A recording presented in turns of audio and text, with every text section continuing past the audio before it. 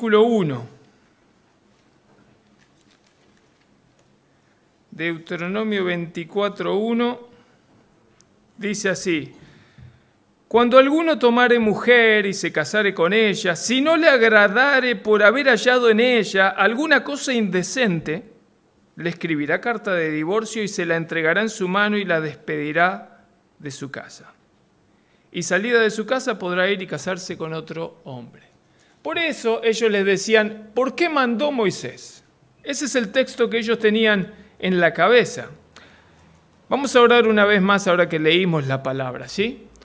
Santo Padre, gracias por tu palabra, tu profunda palabra, Señor, que persigue el objetivo de acomodar, de redirigirnos en la dirección correcta siempre, porque frecuentemente vamos construyendo, Dios, nuestro conocimiento de ti, nuestro conocimiento de la vida, y a veces tomamos cosas que no son exactamente así y entendemos que queremos construir nuestra teología y nuestro conocimiento, Señor, basados sobre tu palabra. Háblanos en esta mañana, Señor, en el nombre de Jesús. Amén. Qué interesante cómo comienza el texto que leímos. Comienza con una aproximación equivocada de estos religiosos fariseos. Y si lo vemos, comienza con una pregunta mal formulada, que revela esa pregunta una profunda ignorancia de estos hombres que se la pasaban la vida estudiando las Escrituras. Si había alguien en el tiempo de Jesús que estudiaba las Escrituras, era el grupo de los fariseos.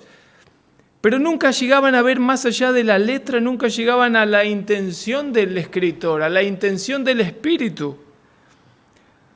Notemos que, primeramente, que la pregunta no es formulada con la intención de aprender.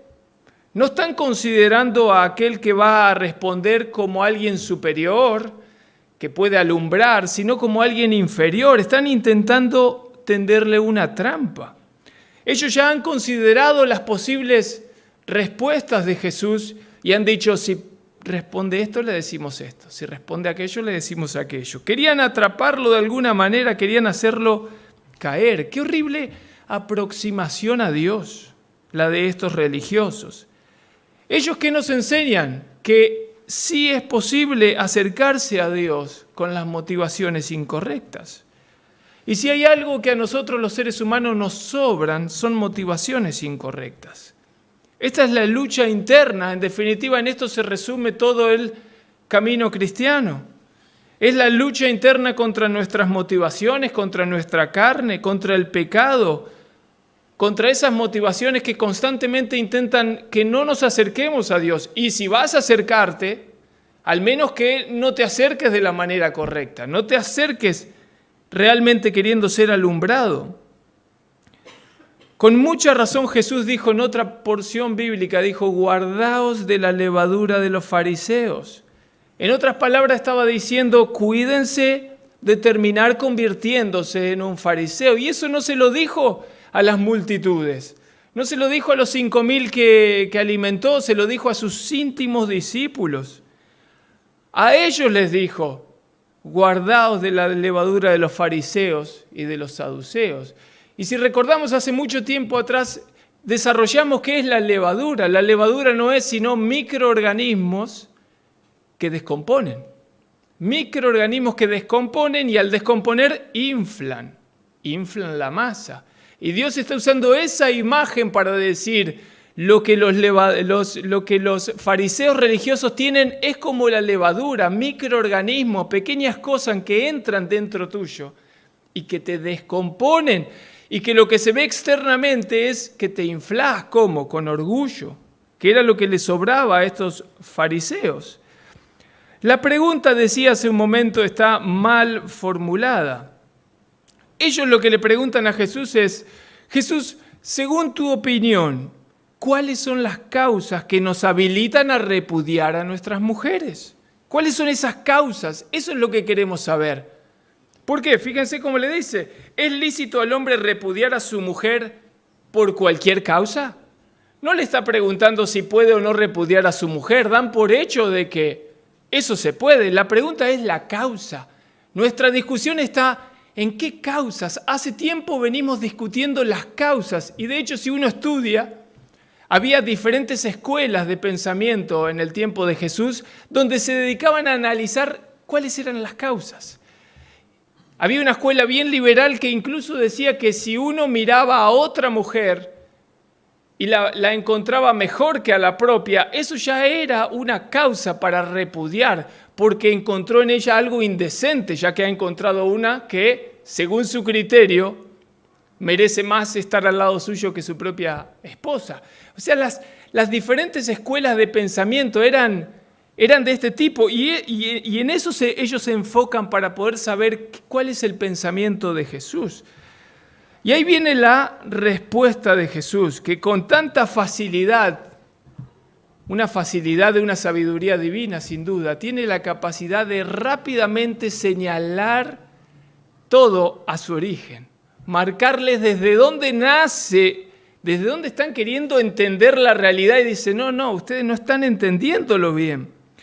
La respuesta de Jesús comienza con un reclamo. Él comienza reclamándoles algo. ¿No habéis leído?, les dice. Yo me imagino cada vez que estos fariseos religiosos obtenían esa respuesta, le debía hervir algo adentro, porque debían decir, nos pasamos leyendo, y él lo sabe. Y sin embargo nos dice, ¿acaso no leyeron? Pero Jesús no está hablando con gentiles o paganos, no está hablando ni siquiera con las multitudes, él sabe que está hablando con el grupo más celoso de la ley. Ellos estaban familiarizados con todos los textos del Viejo Testamento. Lo que Jesús en realidad le está diciendo es, ¿cómo es que leyeron y no entendieron el significado del texto? Porque si hubieran entendido, hubieran llegado a la conclusión obvia que se desprende del texto. Es eso lo que él está diciendo. Dejar a su padre, el texto dice, dejará a su padre y a su madre y los dos serán una sola carne.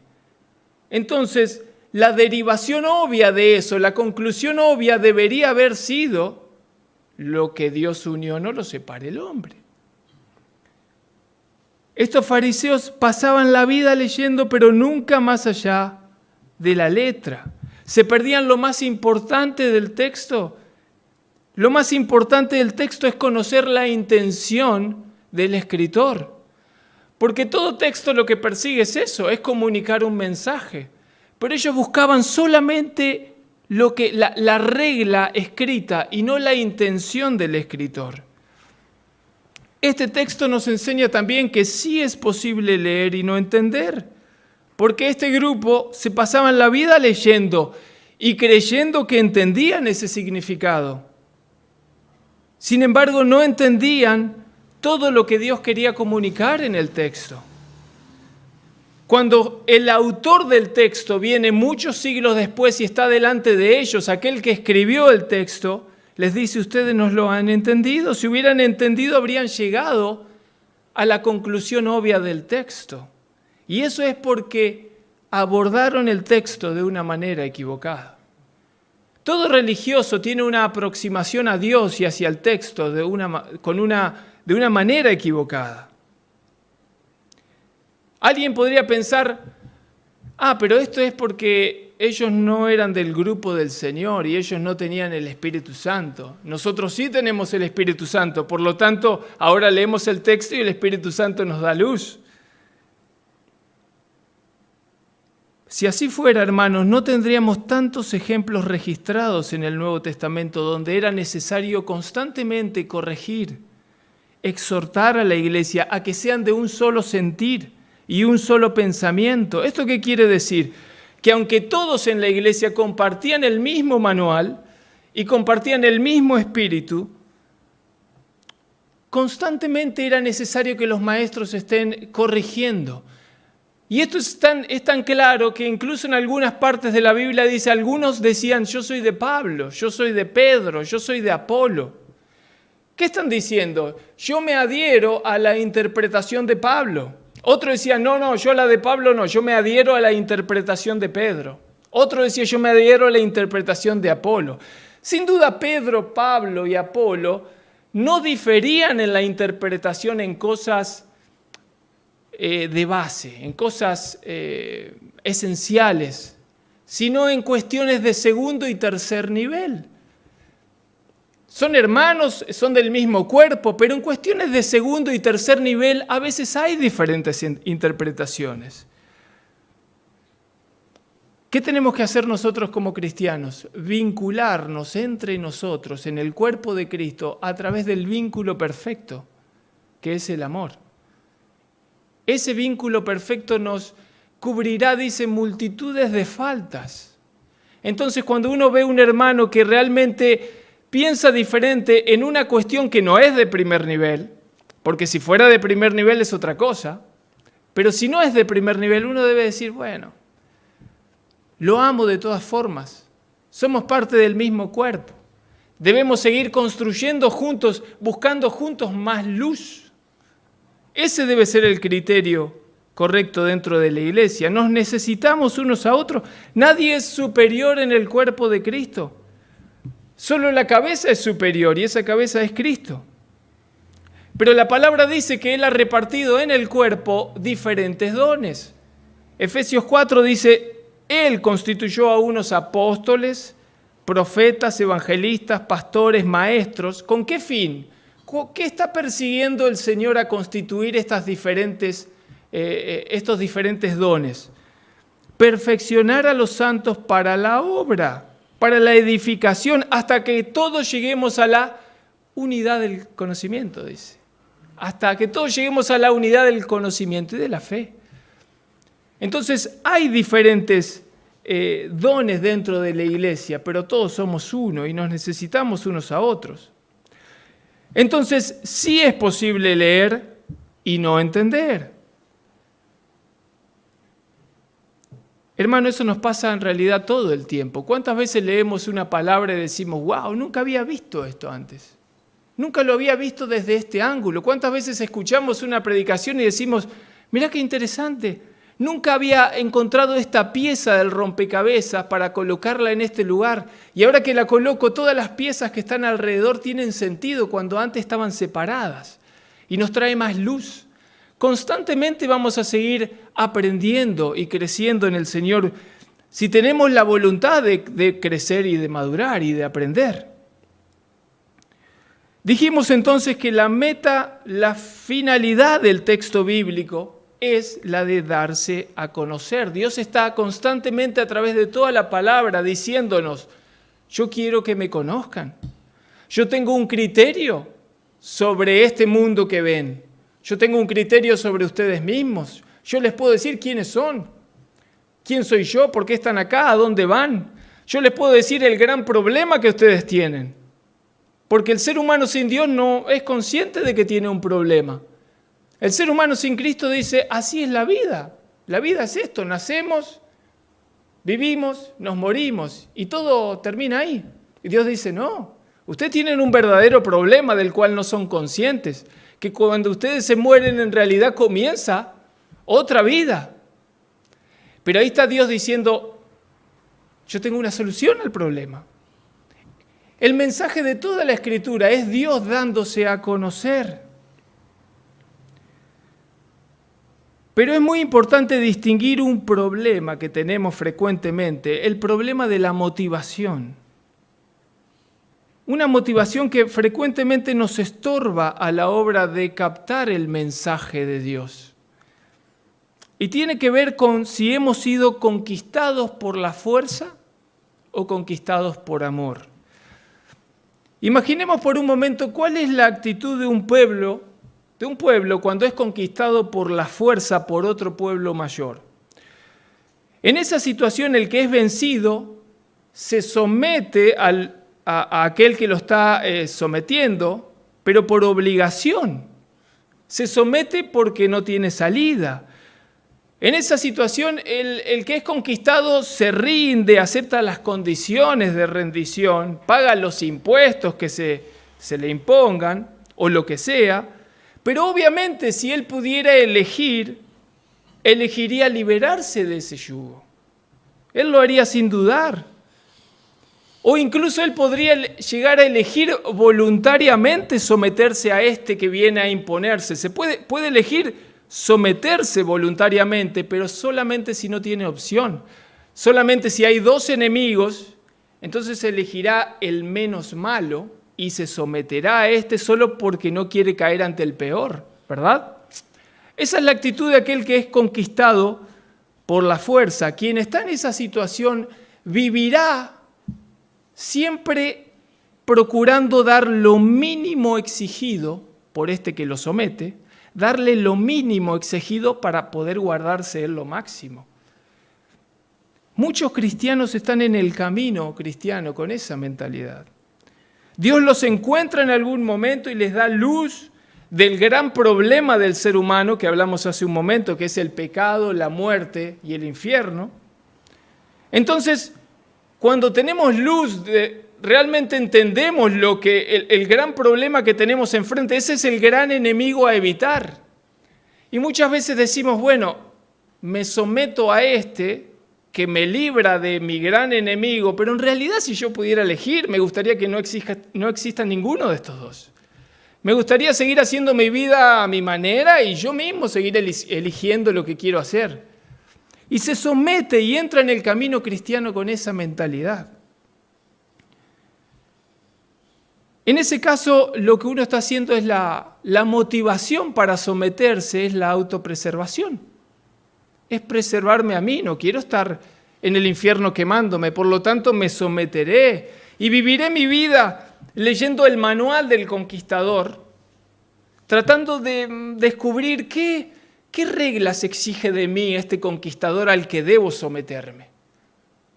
Muchos cristianos tienen esa actitud y van al texto buscando reglas a fin de que yo no rompa la paz con este conquistador porque me conviene. No porque yo quiero, me conviene. Muy diferente, hermanos, muy diferente a esto es el que es conquistado no por la fuerza externa, sino por amor.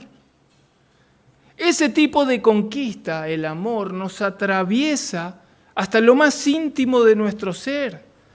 Quien es conquistado por el amor abre todas las puertas internas. Busca dentro de sí ofrecer todo lo más valioso que encuentre a aquel que ama. Y si llega a esconder algo en su corazón, lo hace solamente porque cree que eso que esconde puede no gustarle a aquel que ama. Es una gran diferencia.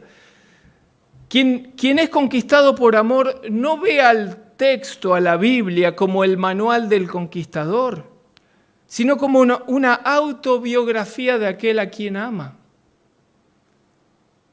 Porque si hay un personaje principal en todas las escrituras, en todos los textos bíblicos, en todas las historias, en todas las narraciones, ¿quién es el personaje principal? Dios.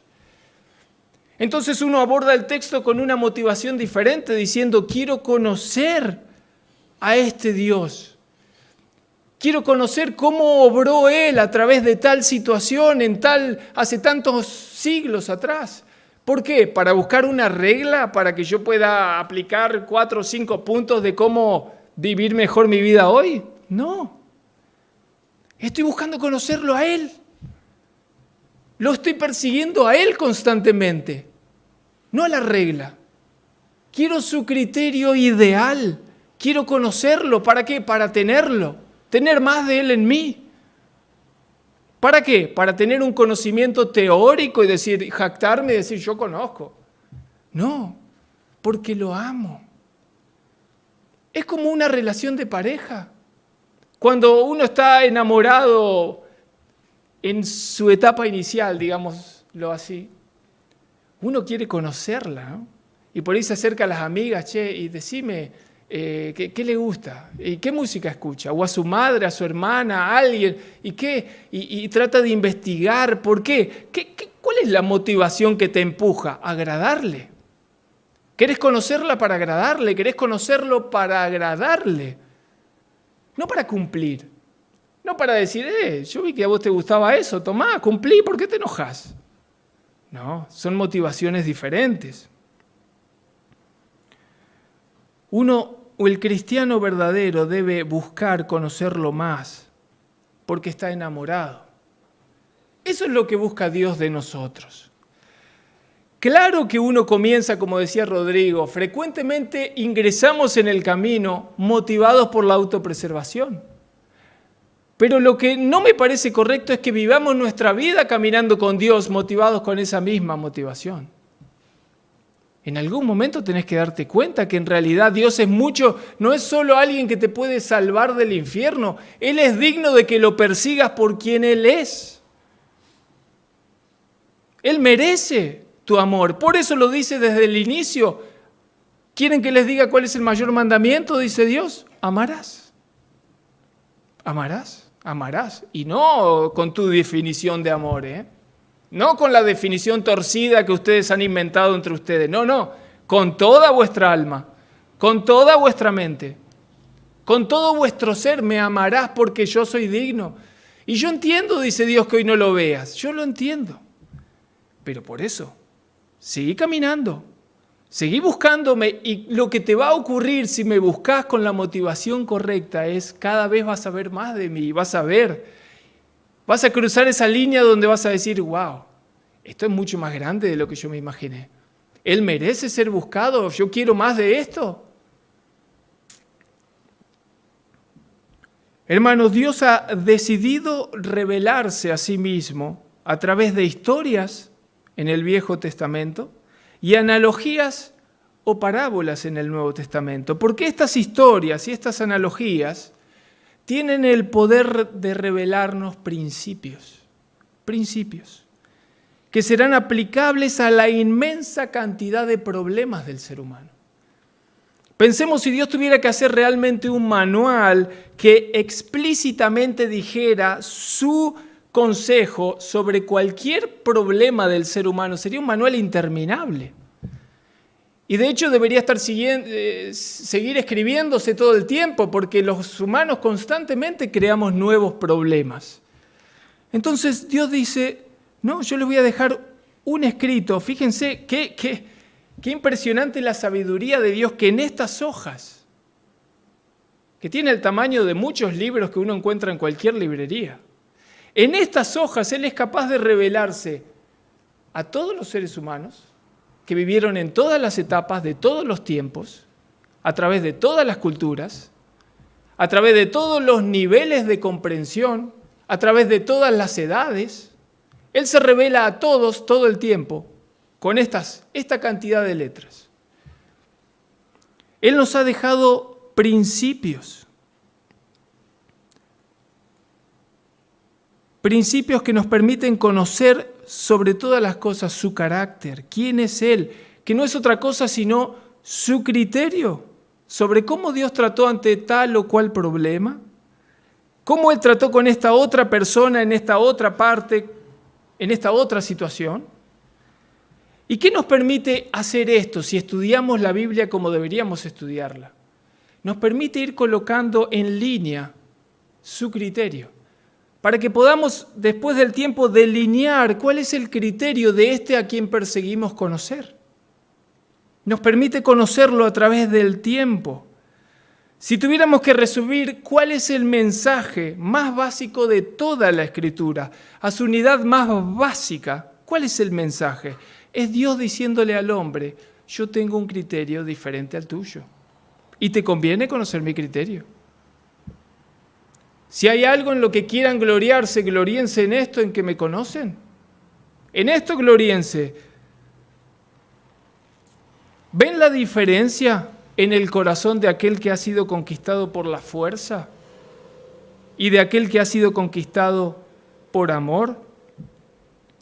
Estos religiosos fariseos leían el manual solo para sacar principios y saber cómo se supone que quiere Dios que yo viva esta vida.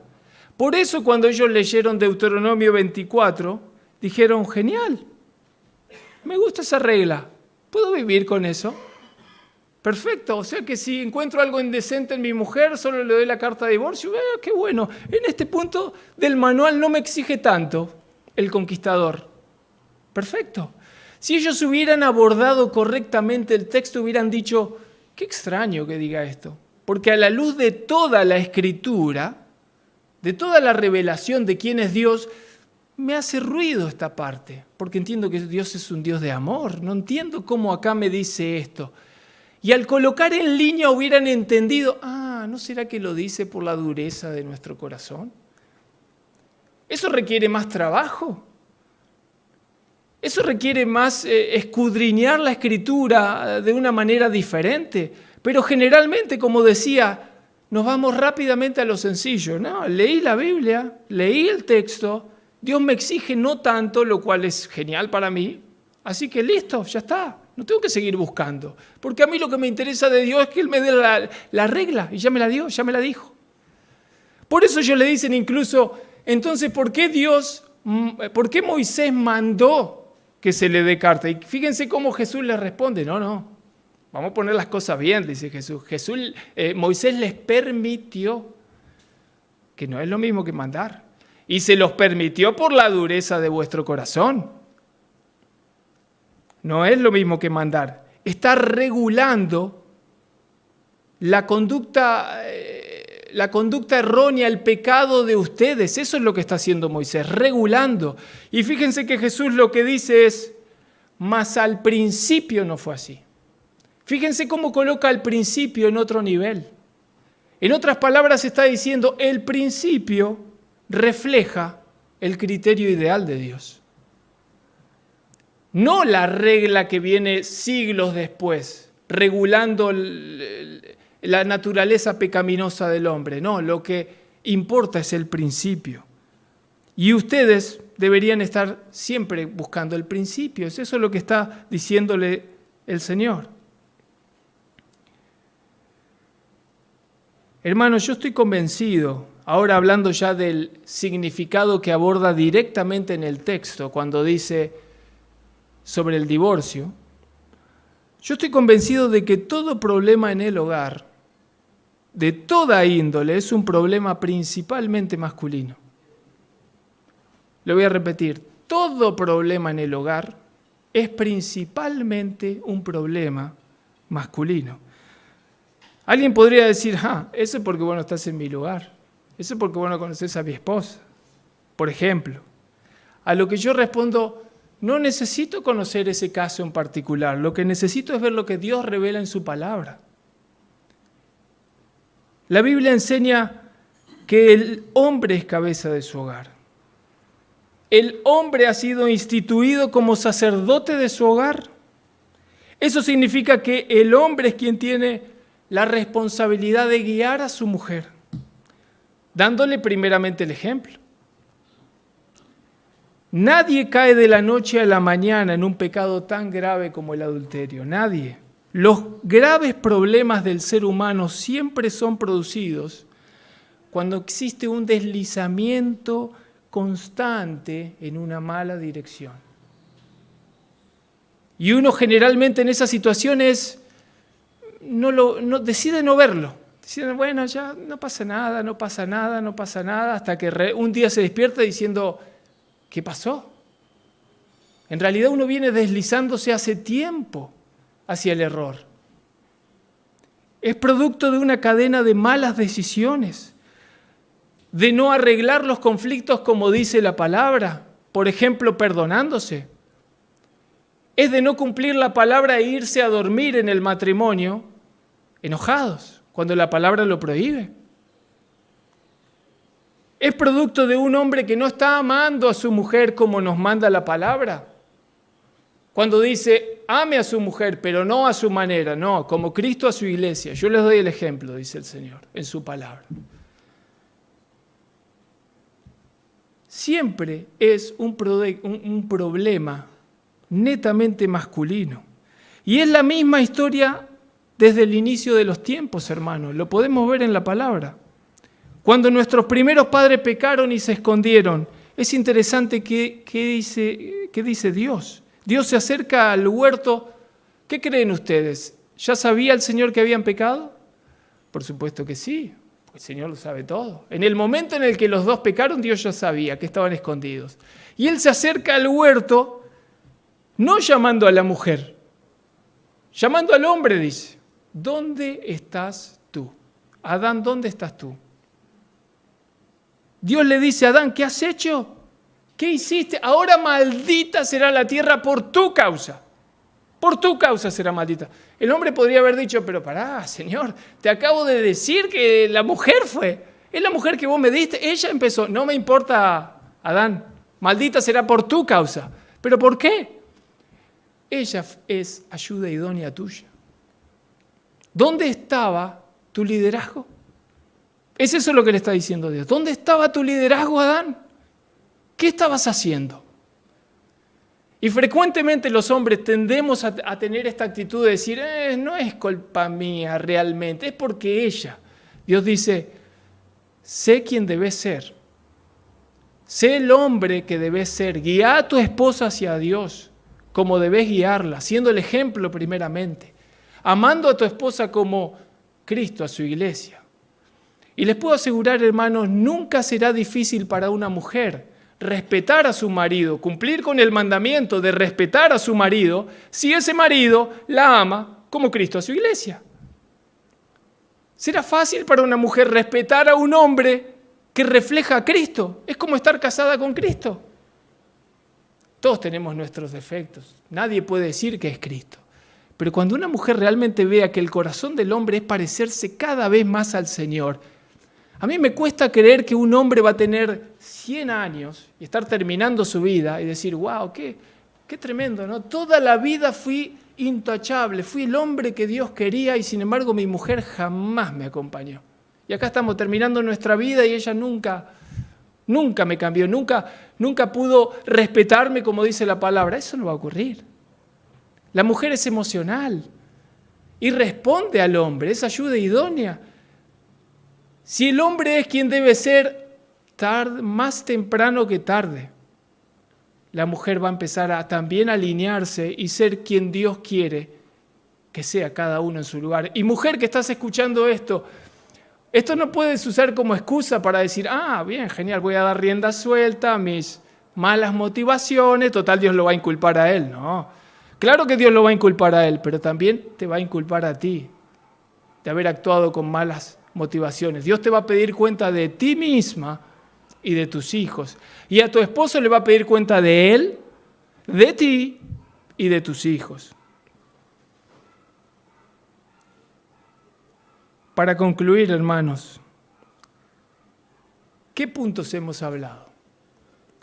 Cuidémonos de aproximarnos a Dios con motivaciones incorrectas, buscando en el texto siempre reglas que yo puedo aplicar para realmente vivir mi vida mejor, porque en realidad de esa manera demuestro que el enfoque de mi vida está en mí y en la vida que yo quiero vivir, no en Dios. Por eso lo que quiero es buscar reglas para no romper la paz con el conquistador, no sea que es cosa que se enoje. Eso es una motivación incorrecta. Debemos buscar o acercarnos a la palabra como una autobiografía de aquel que se revela y que nosotros deseamos con todo el corazón conocer por quién es Él. Caminemos este camino cristiano entendiendo que sí podemos ser engañados por nuestro corazón, como estos fariseos, dando por sentado cosas que de hecho estaban equivocadas. Busquemos siempre en Dios ser alumbrados. ¿Para qué? Para ajustarnos más y más a su criterio. Para que ya no sea su criterio, sino que su criterio sea mi criterio. Y procuremos vivir esta vida que Dios nos ha dado. Procuremos vivirla vinculándonos en nuestra familia primeramente, en nuestros matrimonios y en la iglesia, a través del vínculo perfecto que es el amor. Ese amor que todo lo perdona, que no se envanece reclamando sus derechos como los fariseos, que querían rápidamente, la regla me habilita a reclamar mi derecho de que yo puedo ahora repudiarla. Ese es mi derecho. Dios dice, perdoná.